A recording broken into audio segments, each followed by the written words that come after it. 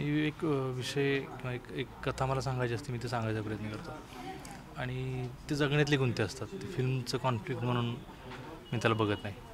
आणि आपण असं म्हणत असतो की जात नाही का संपली आहे आणि आपण आता 21व्या शतकात आहोत वगैरे, पण असं काही नाही. आपण एक पाय भूतकाळात आहे आपला आणि एक वर्तमानात आहे. आपण बदलतो आहे, आपल्याकडं नवीन टेक्नॉलॉजी येते, नवीन विचार येतात, नवीन म्हणजे सोयीसुविधा येतात आणि आपली ज्याला आपण म्हणून विकास होतो आहे किंवा प्रगती होते. पण आपण कुठेतरी खूप तसेच रूढीग्रस्त, तसेच जुनाट असे आहोत आणि यातून काहीतरी आपलं एक व्यक्तिमत्व तयार होतं माणसांचं. यातून गावं तयार व्हायला लागली आहेत आणि खूप आपण हायब्रिड काहीतरी आपलं सगळ्या शहरांची ह्याची व्यक्तिमत्व व्हायला लागलीत. तर ते जगण्यातही आहे आणि आपण असं म्हणतो की नाही का, आपण नाकारतो कधी कधी की आपण अजून जुने आहोत.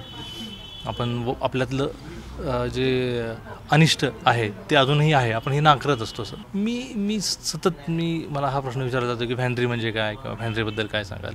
आणि मी म्हणतो की फॅन्ड्री हे आपल्याच इथल्या एका लोकांच्या भाषेतील तो शब्द आहे आणि आपल्याला तो माहीत नाही. हे जरा असं मला असं काहीतरी चुकीचं वाटतं की आपल्याला हे माहीत नाही. आणि मी त्या शब्दाचा फॅन्ड्री या शब्दाचा अर्थ अगदीच एका शब्दात सांगू शकतो आपण. पण मी म्हणतो की तो न सांगता तुम्ही बघा फॅन्ड्री काय आहे आणि समजून घ्या त्या लोकांना की फॅन्ड्री ज्या भाषेतून हा शब्द आलेला आहे ती भाषा बोलणारी कोण लोक आहेत, त्यांच्या जाणीवा काय आहेत, त्यांची सुखदुःख काय आहेत, त्यांचं अस्तित्वच आपल्या इथं कसं आहे किंवा आपण त्यांचं अस्तित्व कधी अंडरलाईन करतो का, बघतो का. तर मला वाटतं की फक्त तुम्ही फॅन्ड्री म्हणजे काय विचारून थांबू नये, तर बघावं, शोध घ्यावा आणि तुम्हाला जेव्हा कळेल आणि ह्या सगळ्या माणसांचा, त्यांच्या सुखदुःखांचा, त्यांच्या अस्तित्वाचा तुम्हाला शोध लागेल, जाणीव होईल, तेव्हा खऱ्या अर्थानं फॅन्ड्री म्हणजे काय या शब्दाचा अर्थ आपल्याला नीट कळेल. नाही, रिस्क नाही. हे कसं हेच लॉजिक चुकीचं आहे आपलं.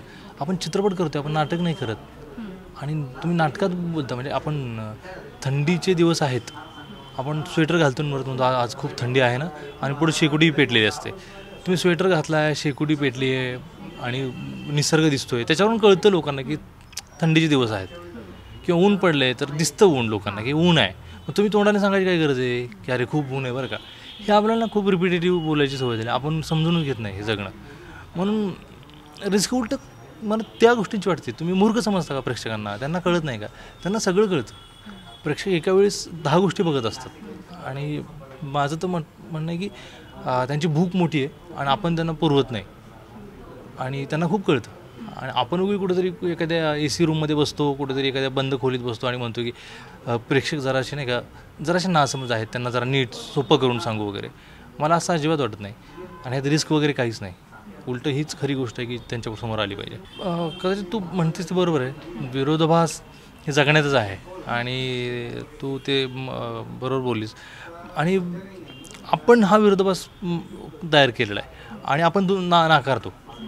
पण हे असं आहेच, एकदम विरोधाभासी जगणं आपल्याकडं आहे, आपण जगतो आहोत. आणि आपण एका वेळेस म्हणतो की आपण अमुक असे आहोत, तर आपण त्यावेळेस तसे नसतो आणि आपण जे स्वीकारतो ते पण खरं नसतं. त्यामुळे विरोधाभास तर आहेच जगण्यात आणि तो कदाचित फॅन्ड्रीत त्या जगण्यातला विरोधाभास या वास्तवातला विरोधाभास आहे, तोच त्याच्यात आलेला आहे. हे इन्स्पिरेशन माझ्या आयुष्य आहे. हे मी जगलेलो आहे, मी भोगलेलं आहे. मी हे मान अपमान, मी हे दुःख, हा न्यूनगंड मी इतक्या काळ हाच सहन केलेला आहे. मी म्हणजे वयाची 30 वर्ष फक्त माझ्या न्यूनगंडातून काय म्हणतात त्याच्यातून सावरण्यासाठी स्वतःला घालवली. आणि आपल्याला सगळं असतं पण आपण का घाबरत असतो कळत नाही. आपण अमुक एका जातीचे असणं, आपला रंग, आपलं रूप आपल्याला हे न्यूनगंडित करतं आणि आपल्या काहीतरी प्रमाण संकल्पना होऊन बसल्यात की असं म्हणजे सुंदर, ही जात म्हणजे उच्च, हे म्हणजे उत्तम, हे म्हणजे पवित्र. आणि ते नाही, ते सगळं चुकीचं आणि त्यानं तुमच्यात काहीतरी न्यूनगंड उत्पन्न होतो आणि आपलं आयुष्य उद्ध्वस्त करून टाकतं. हा न्यूनगंड तुमचं आयुष्य उद्ध्वस्त करून टाकतं. मी लहानपणापासून बघत आलो आहे. मी शिकलो, माझे काही भाऊ मित्र शिकले, असे कित्येक लोक आहेत की जे शिकू शकले नाहीत, जे आजही खचलेले आहेत. त्यांना म्हणजे आत्मविश्वासाने 2 शब्द बोलता येत नाहीत, ते स्वतःच्या जगण्याविषयी कधीच काही बोलत नाहीत. अशी लोकं आहेत आणि ही कथा त्यांची आहे आणि माझं म्हणजे एका वाक्यात सांगायचं तर माझं खरंच माझं लाईफ, माझं जगणं, माझं जीवन हेच माझी प्रेरणा आहे. मला हे गंमत वाटते की मी खूप कमी फिल्म बघितल्यात तशा, पण इराणी फिल्म ह्या खूप म्हणजे खऱ्या फिल्म आहेत आणि मी काही इराणी फिल्म बघितलेल्या आहेत.